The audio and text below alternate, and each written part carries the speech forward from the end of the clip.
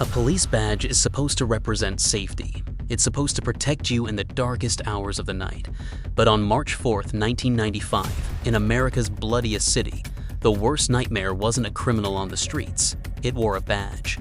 This is the chilling true story of Antuinette Frank, the rookie cop who went from patrolling the streets to executing innocent lives, and became the only female on death row in an entire state. March 4th, 1995, 1 a.m.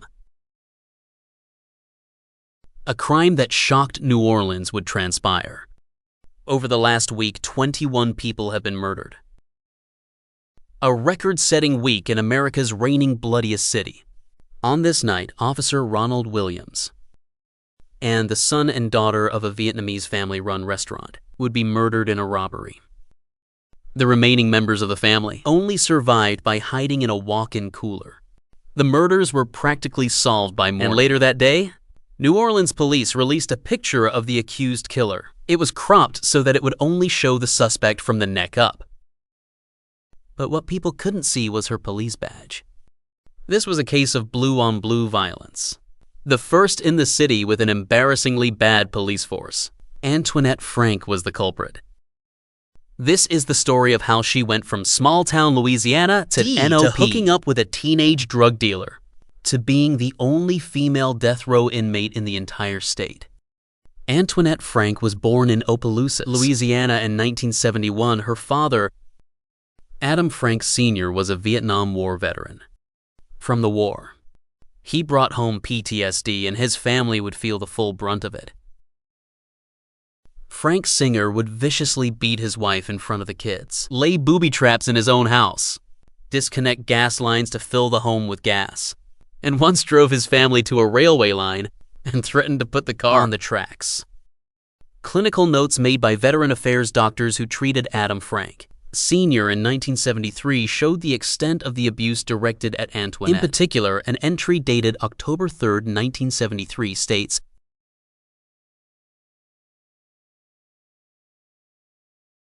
"14 days later, another entry states,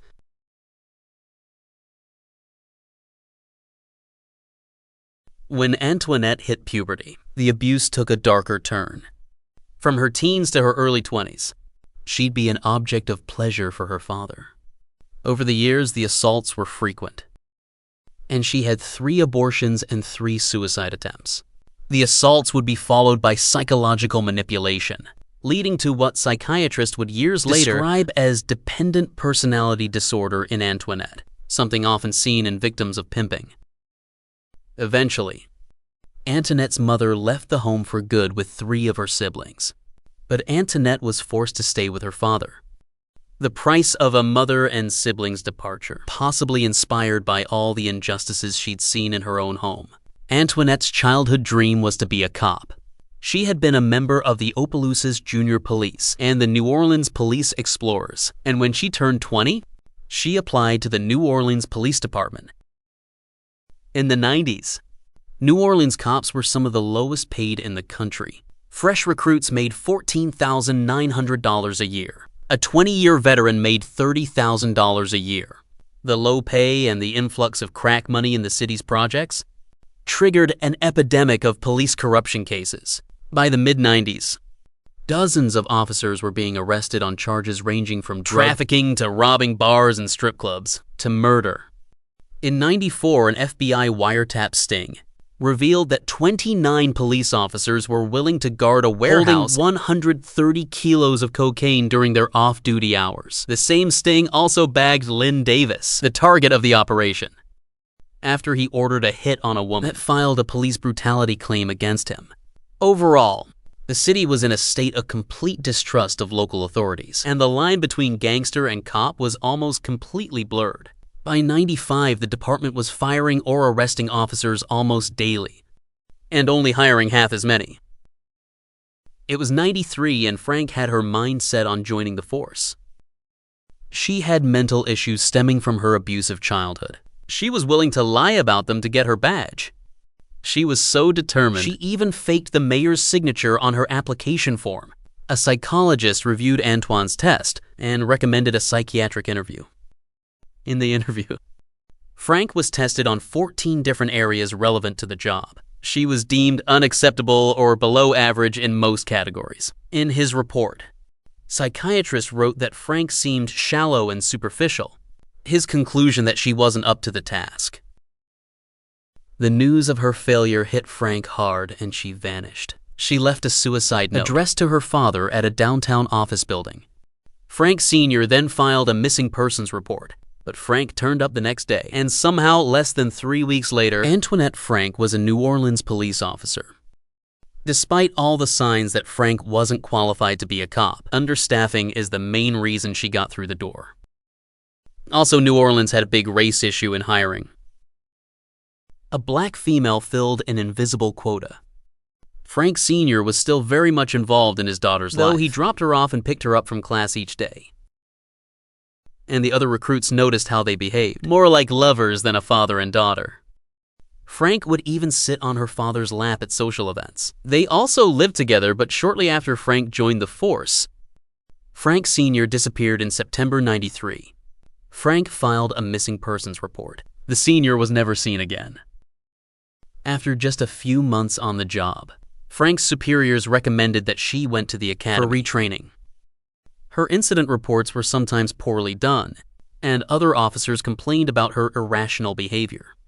When 18-year-old Rogers Lacaze was shot in a drug deal turned robbery, and 24-year-old Officer Frank was the responding officer that day, she fell in love.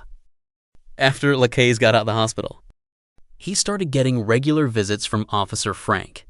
She took him shopping for new clothes, got him a pager, a cell phone, and even rented him a Cadillac.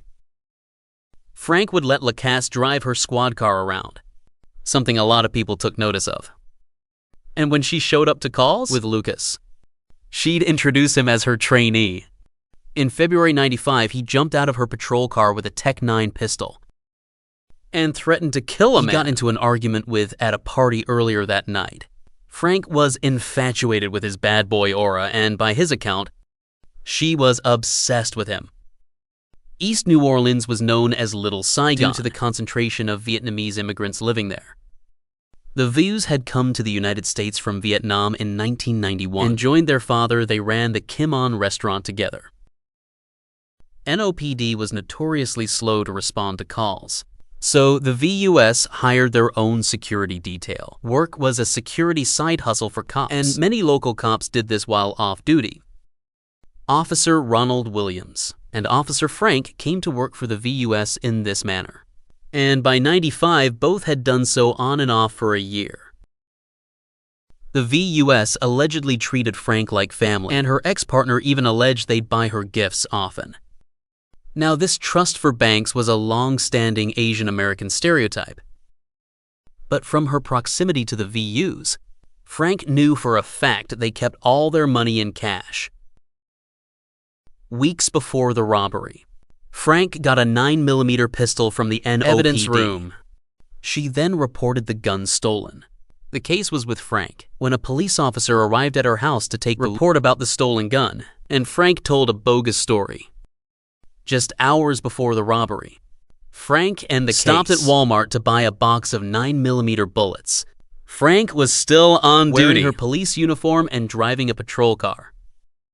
On March 4th, after the restaurant had closed for the night, and staff were cleaning up, Xiao Wu went into the kitchen to count the money. On this night, it was $10,000 in cash. Money borrowed to improve the restaurant. She went to the dining area to pay Officer Williams when she noticed Frank approaching the restaurant again. It was her third time at the restaurant that day. On her second visit, she brought the case with her to pick up some leftovers. Child took notice of the case grills, an accessory stereotypically associated with the city's gangsters and drug dealers of the '90s. And after she let Frank out the last time, she noticed the front door keys went missing. Now, as Frank approached, Xiao sensed something was off and rushed back into the kitchen, stashed the cash in the microwave, and then went back to the front of the restaurant. Frank then entered the restaurant using the key she had taken earlier and quickly walked past Officer Williams, forcing Child, her brother Quack, and a restaurant employee toward the kitchen doorway. Williams began to follow, asking what was going on. When shots broke out, The case had snuck up behind Officer Williams and fatally in the back of the neck, and then twice more as he lay on the ground. After the shots, Frank turned back to the dining area. Chow pulled Quack aside to find a hiding spot. Chow, Quack, and the employee hid in the back of a large walk-in cooler in the kitchen, turning off the light as they entered. But they didn't know where their other sibling, Ha and Kwang, were.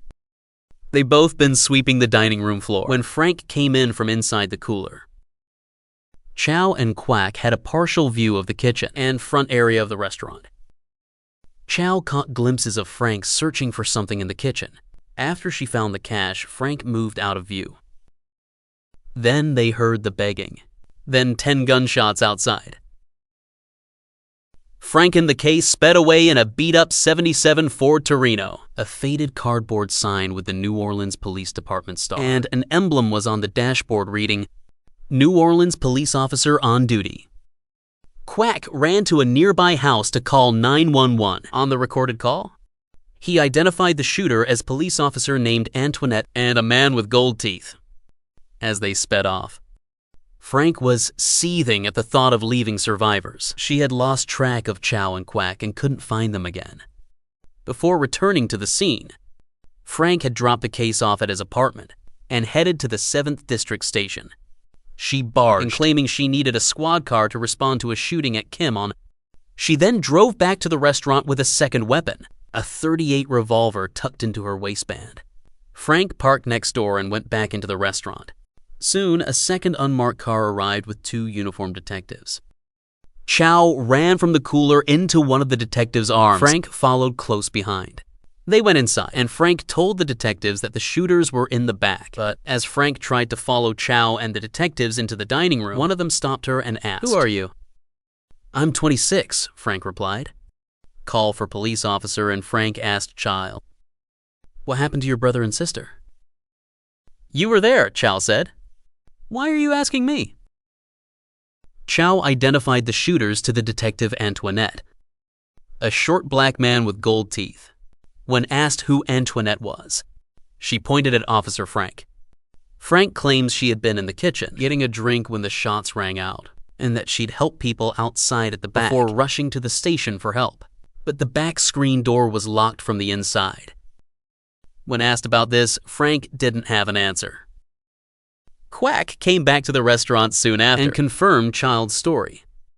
Later at Police HQ with a tape recorder running, Frank admitted she shot Han Quang Vu inside the Kim On restaurant kitchen, but only because LaCaze forced her. She claimed the idea for the robbery had been LaCaze's, and she only tagged along simply out of fear.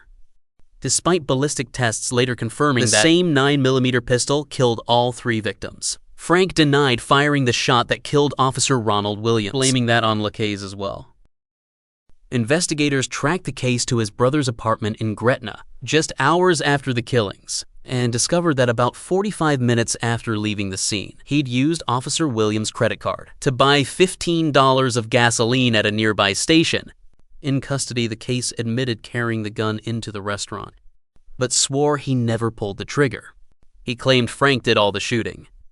While they sought the murder weapon, officers dug up the yard at Frank's home, and a dog uncovered human bones. The bones were examined, but no identification could be made, other than it was a man around Frank's missing father's age. The skull had a bullet hole in it. The murder weapon was found in the possession of Adam Frank, a brother when he was arrested for an unrelated crime in Paris 3 years later. It wasn't long before the department turned on Frank. She was complicit in the murder of a cop, and not even the most corrupt department in the country could cover this up. In interviews, cops would describe Frank as the most cold-hearted person they had ever met. Whether exaggerated or not, it was clear they wanted to distance her from the department. The case was high profile and brought even more attention to police corruption in New Orleans, and Frank became the new poster child for police corruption in the city. The case received a death sentence in July '95, and Frank the same in October '95. The case's sentence was later downgraded to life without parole after the appeals process. In '95, the new mayor would make a huge effort to clean up the department, with sackings, suspensions, reprimand and limited detail work for officers. He also gave them a 5% raise and even invited the FBI to help. The Voodoo family still owns and operates the Kimon restaurant in a new location after the original was destroyed in Hurricane Katrina. Frank now blames her actions on her father, alleging that she endured years of emotional, physical, sexual abuse from him. The claim she began making post-incarceration. However, a psychiatrist who evaluated her in both 95 and 99 diagnosed her with narcissistic personality disorder and antisocial traits. The psychiatrist noted that Frank lacked empathy and had a tendency to manipulate those around her. By 2023, Frank has spent 27 years in solitary confinement. Frank has filed multiple appeals, and in 2023, she lost a chance at freedom during a meeting of Louisiana's pardon board. It's probable that Frank is using the appeals as a way to prolong her life. They can take 12 to 15 years. Without them, she probably would have been executed much sooner.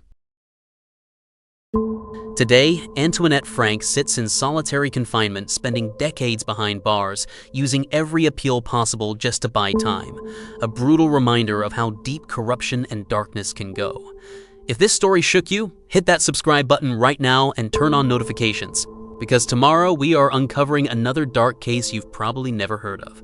Thanks for watching, and stay safe out there.